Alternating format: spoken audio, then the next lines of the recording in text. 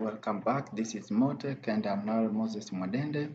In this video, I'll show you how to put a background color in Microsoft Word and to put borders in your work. So open Microsoft Word.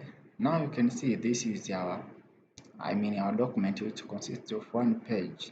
So to put background color, most of people, or in most of time, Microsoft Word open at home. So go to design, find background color.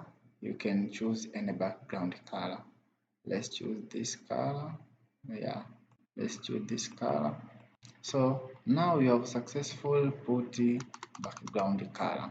So for you to put borders, choose here page borders.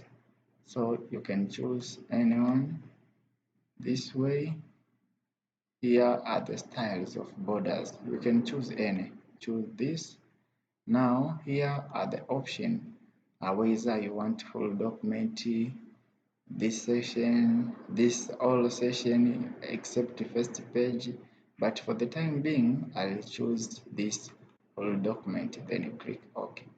Now you can see how our work is looking very nice, is looking impressive.